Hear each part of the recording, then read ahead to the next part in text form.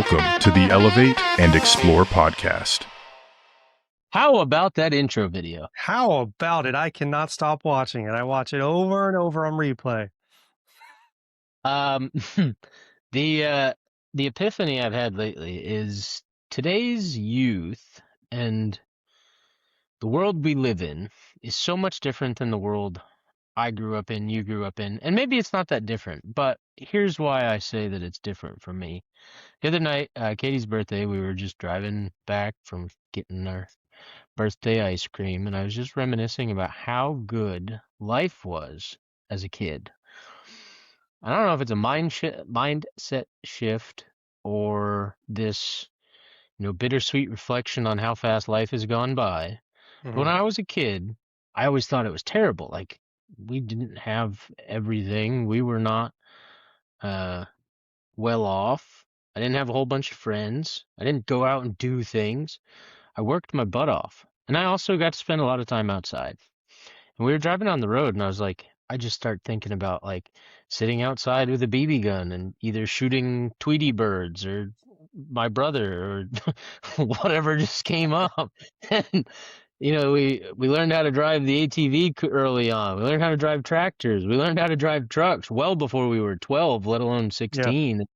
Um, this parenting thing with Jack is wild. Like, just now I just got him back from work, and he is capable of doing anything and everything. And if he's not, like, we got this golf cart from his grandmother. I refuse to touch it. Jack's out there watching YouTube videos and learning how to turn on a battery charger and figuring out wrenches and sizes and all this stuff, and it's so cool to watch. And it made me realize, I've always been very independent. I really never liked when somebody would tell me how to do something. It always bothered me. It's like, I don't need to be taught. I could figure it out. And I caught myself today. We were driving down the road. Jack was like, I'm going to tell him I'm going to be there at so-and-so time. And I was like, okay, just send him a text, say, hey, Tony, blah, blah, blah. And I was like, wait a minute. It's not my place to step in. You text him. You figure out the words. And if you have questions, ask.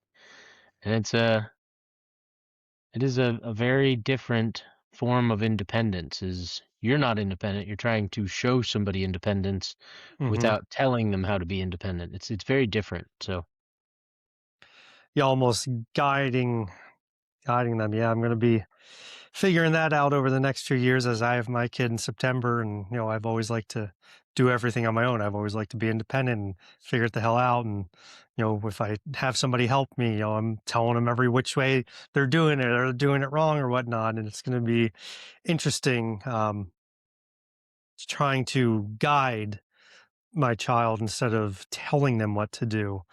I've been watching a lot of videos and reading a bunch of stuff, and it seems like you can't tell them what to do, but you help guide them. You help them figure it. You let them figure it out on their own. You let them problem solve, from a young age. If they mess up, let them figure out how to fix it. Of course, help guide them through it, but take a little bit of a hands-off approach instead of telling them how to do every single thing. Let them take the time to figure it out themselves.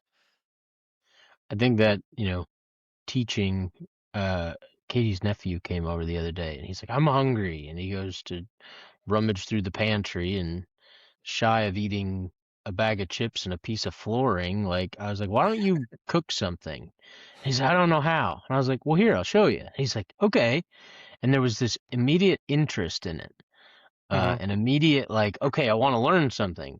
And I was like, you better want to learn. This is survival. Like, you're in a kitchen with utensils. You don't even have to worry here.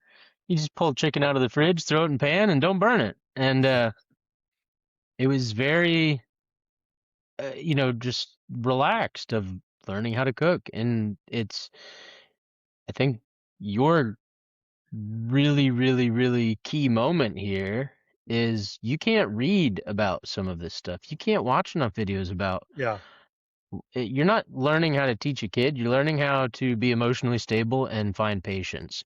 And those two things have been the coolest thing to learn in a very short span. I feel like when I screwed up as a kid, there was always this explosion reaction, and it's unnecessary. Mhm. Everybody is make a mistake, and as a kid, learning and growing and trying new things. I I encourage everyone, go screw up as much as possible, no matter what your age is. Yes. Yeah. Another thing I've, come to realize is another way I wanna hopefully raise my kid is provide them and give them all the things that I feel that I didn't get as a kid. Maybe some more, emotional connection, more support, you know, provide things that I wish I had that I've learned later on in life that, this is really nice to have and provide Mhm. those things from a young age. That's a huge piece, and I got to thinking about that this trapping season. Here I was. Jack asked about trapping. I jumped into it, full heart, like just all You in guys went on all in. going to learn trapping again, and it was tough there for a while. We didn't catch anything, and these days are just going by, and they're cold mornings. You're checking traps, and they're empty. Gave you a lot of time to think, and I look back as a kid. That was the last time I trapped. I was literally Jack's age. Mhm. What did I have then that I don't have now, or what didn't I have now, or what do I have now that I didn't have then? That paradigm, I reached out to my dad after many, many, many years of almost no contact. His decision, my decision, nobody's at fault. Things happen. I get it. But looking back on all that time, I see it from a different perspective now. When I was 15 receiving that, I was hurt. Now, Mm. it makes sense. Like people, life, this, that, everything else compounded, compiled, and every which way molded is a lot to deal with. And then, you know, you put some, uh, I guess self-love would be a good way to put it, is Mhm. like sometimes you have to remove yourself from a situation. And I understand that now. So, did I have those things as a kid? Probably in some form way, but I didn't see them that way as a kid. And I think that's where being a parent uh, heals a lot of that stuff. And like you say about, making sure that you have this emotional connection. All of a sudden, money, fame, fortune, this, that, cars, boats, houses, whatever, it makes absolutely no sense at all if you have emotional connection with Mhm. someone. Yeah. You've been very positive on your talks about, yours and February's relationship. Um, January. sorry, wrong month. Um, it's very positive to have somebody who brings that connection and encouragement and somebody you naturally want to be with Mhm. or spend time with. It's cool. Yeah. Yeah, the emotional connection, now as an adult, I never had it as a kid. I was never emotionally connected with anybody. Everything was always surface level, and, I don't know what I've tried to dig into my childhood to figure out what made that happen, but as I've gotten older and, become more emotionally aware with myself and been able to emotionally connect with other people, I wanna help guide that into my kid so that they're able to, be in touch with their emotions, be able to share it with me or with, their future partners and not feel that they need to live a closed off life like I did for, so very long. I think that's very, very important. I learned it at heck. I don't think I learned it till about 30, 33 years old.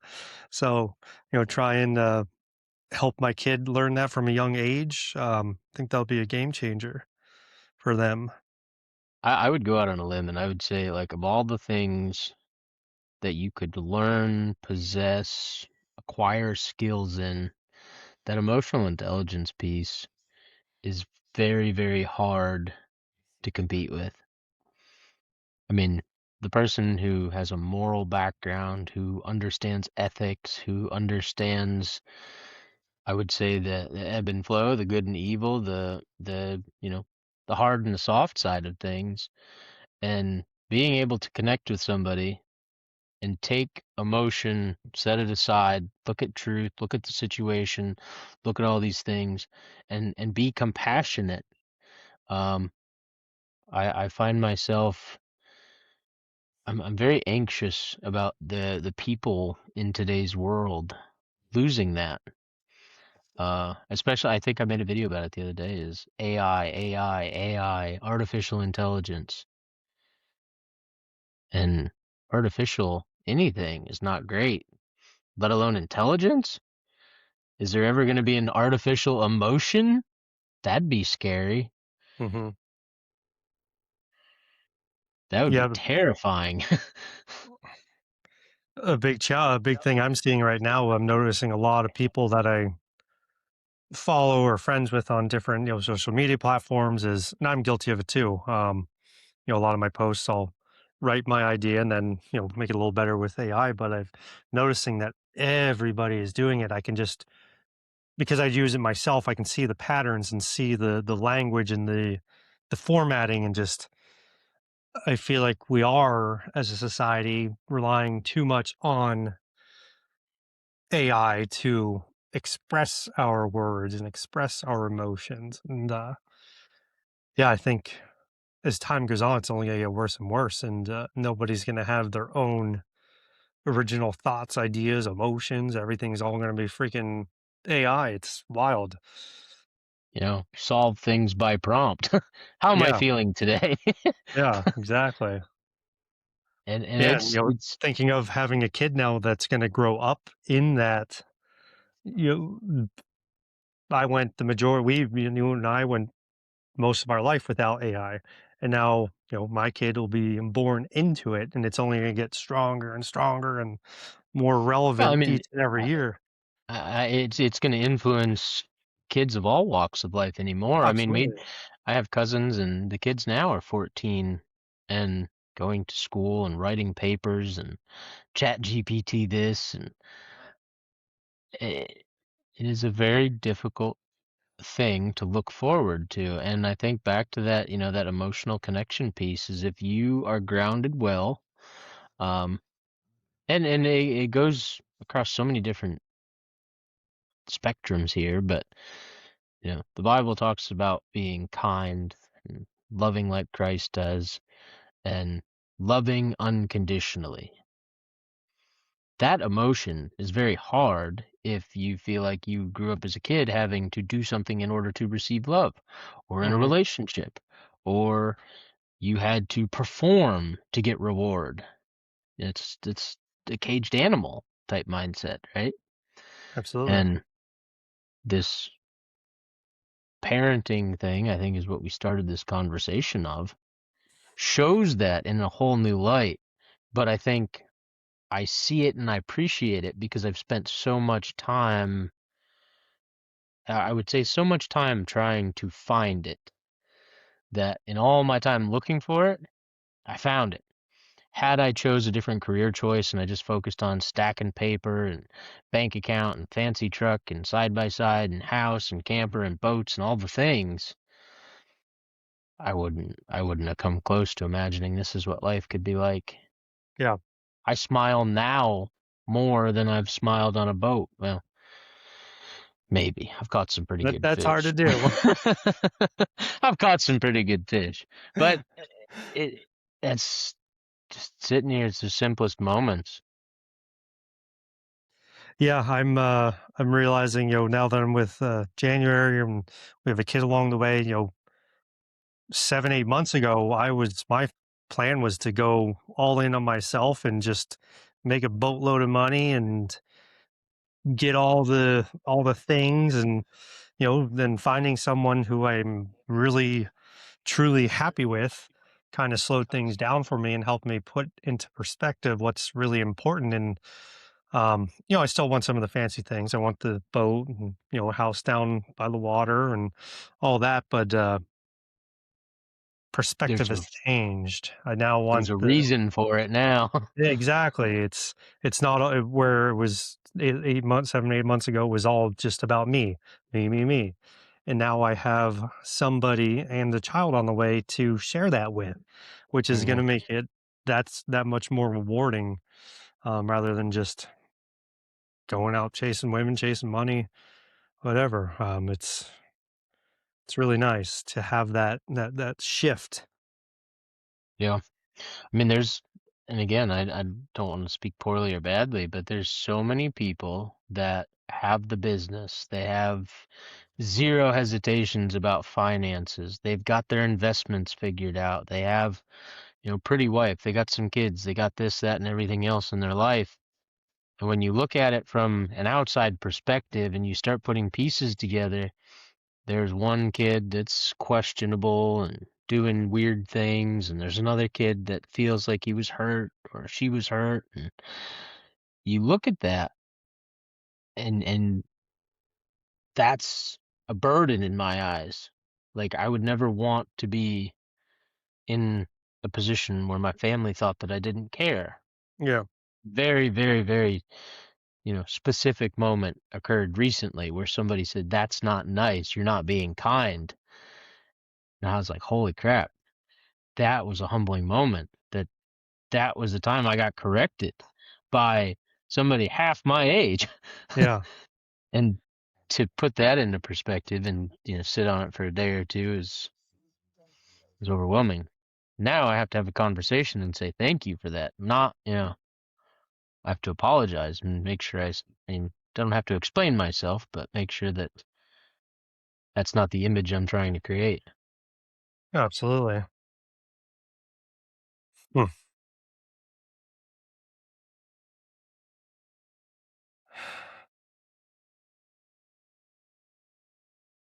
That Trying to wasn't think what bad else. for a impromptu conversation. Yeah, trying to think of what else I want to add. This episode is proudly sponsored by Airmos Outdoor Gear. Get your Zephyr packs today. Uh,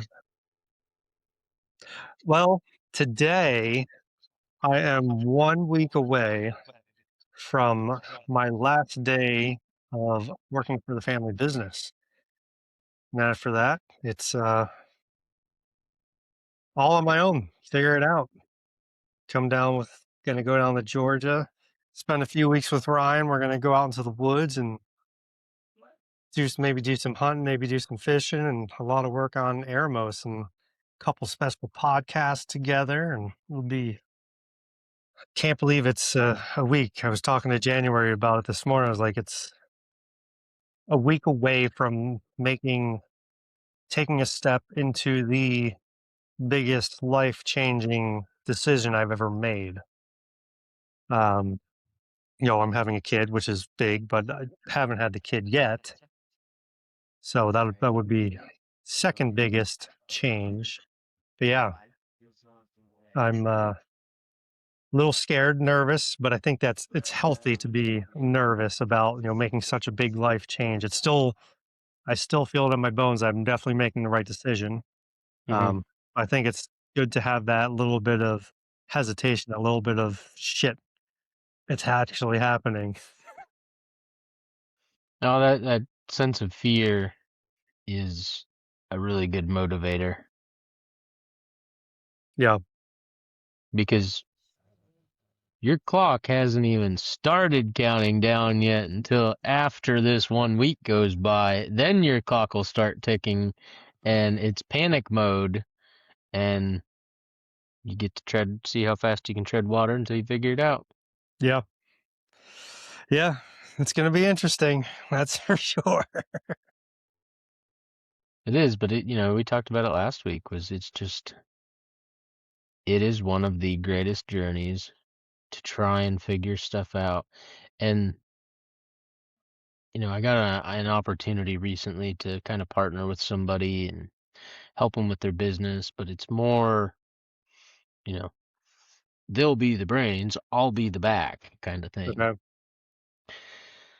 Well, I'm not scared of work. That's not the part that's fearful for me. it is taking away from the constant work on myself, the constant work on my business, my multiple businesses now. Yeah. And there's just not enough money to go out and bust ass for a couple hours a day, especially in this area where there's a lot of competition that's willing to do things cheap. We can come up with a model and work on it, but that's not interesting for them. They want to try and do it, and there's an opportunity around every single corner. And the moment Hmm. that you say, okay, this is not what I'm doing, this is what I'm going to do, you have to be super intentional and dialed in to say, this is the one thing I'm going to do. Hmm. When I started this, I was like, this is the one thing I'm going to do. Subliminally, I added 12 things to that one thing and somehow just went full tilt and said I could do it. And I've let go of a couple of them things, but for the most part, we're still full force ahead on 3 or 4 things at one time. Yeah. I saw something today that was just the epitome of this conversation. I can't remember the name of the company, but they had a very nice truck, very nice trailer, basic, clean, super clean wrap on both that said, "We specialize in installing glass shower doors." That was their specialty. And it just like it was snapped, just sitting there looking at this truck, and I was like, that is as niche as a person wants to be. There is Hmm. no competition in that. Like, who else do you call? Yeah. And I just thought it was cool. Yeah. No, specialize in one thing, and that's what I'm working on. Is just I need to focus 90% of my time on one single thing. You and I have already been tempted with, a certain offer, and we turned that down. I've had a couple other offers that were tempting as well, and but I felt that they're trying. It's, you and I talked about, it's, temptation trying to pull us off track and pull us away from what is actually meaningful and what we're actually need to do. So now that I'm stepping away from one opportunity, ton of opportunities are popping up, but I need to stay the course of what I truly want to do, what my heart truly wants to do, and not be tempted by all these different side quests. Now, of course, I'm sure something will come up that aligns with what I'm trying to do at some point, but those opportunities haven't presented themselves yet. But I know the more I go down this road, like you've had a lot of things come up that align with you, a few different opportunities, and I know that'll happen for me as I go, and whether it's completely on my own or with somebody else or you and I. Um, I'm not nervous at all that there's just going to be nothing. I know there's going to be endless things to come. There is, and that's, I don't want to say the beauty of it, because it's kind of a pain. Hmm.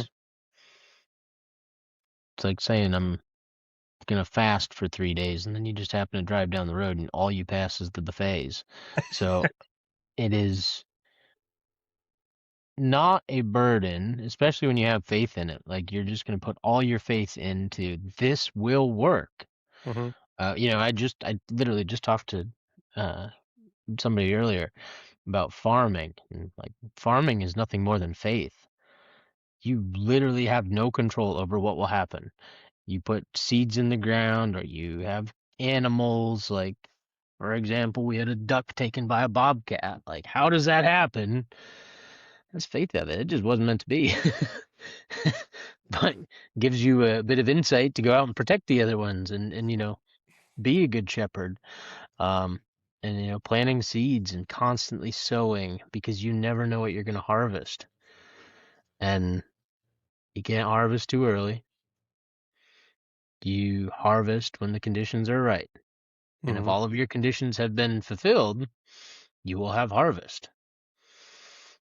There's no determination of how big, but it will be there. Yeah. But only if you sow. So.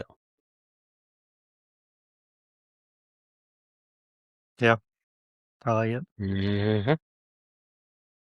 Well, I think that's a good place to end it. It was a good conversation. Yes. It's a wonderful conversation, as always. Yes. And Ryan and I are still doing our accountability call. If anybody is interested in joining us, feel free to reach out. We've decided now we're doing it every day except Sunday. Sunday will be our day, not day off. We're still doing stuff, but our day to spend with family. The day of rest. Yes.